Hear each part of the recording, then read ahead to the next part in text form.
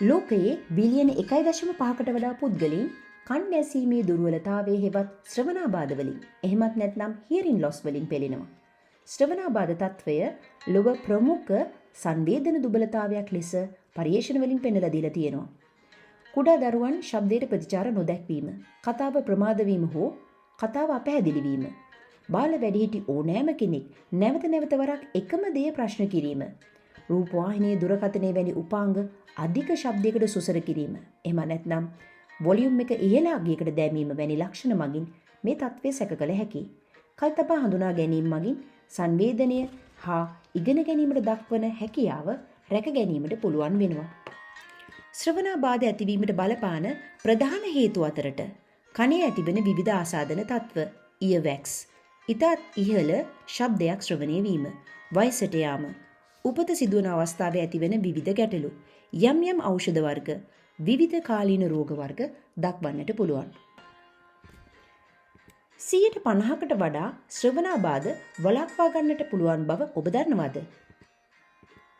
ඉහළ ශබ්දවලට ඇහුම්කන් දීමෙන් වැළකීම, ඉයර්ෆෝන්ස් භාවිතය සීමා කිරීම, කර්ණ ආසාදනවලට නිති ප්‍රතිකාර කලට වේලාවට ලබා ගැනීම වැනි ක්‍රම මගින් ශ්‍රවණාබාධ වළක්වා ගැනීමට පුළුවන්. වෛද්‍ය විද්‍යාවට අනුව හියරින් ලොස් ආකාර කීපයක් තිබෙනවා. බාහිර කන සහ මැද කන ආශ්‍රිත ඇතිවන්නා වූ ගැටලු මගින් කන්ඩක්ටිව් හියරින් ලොස්, අභ්‍යන්තර කන සහ ඔඩිටරි නර්ව් එකේ ඇතිවන්නා වූ ගැටලු නිසා සෙන්සරි නියුරල් හියරින් ලොස්, කන්ඩක්ටිව් සහ සෙන්සරි නියුරල් හියරින් ලොස් යන වර්ග දෙකේම සංයුතිය මගින් මික්ස්ඩ් හියරින් ලොස්. ශ්‍රවණාබාධ හඳුනා ගැනීම ඉතාම වැදගත්. විශේෂයෙන්ම ලදරුවන් සඳහා ශ්‍රවණාබාධ කල්තියා හඳුනා ගැනීමෙන් කතන හැකියාව වර්ධනය කර ගැනීමට පුළුවන්.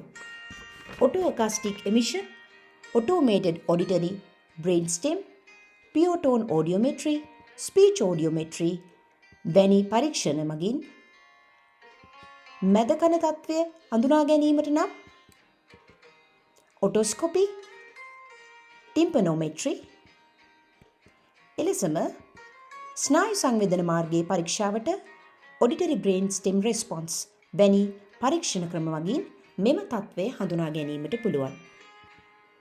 ශ්‍රවණාබාධ විවිධ හා විශේෂ ප්‍රතිකාර ක්‍රම මගින් පාලනය කිරීමට හා සුව කර ගැනීමට පුළුවන්.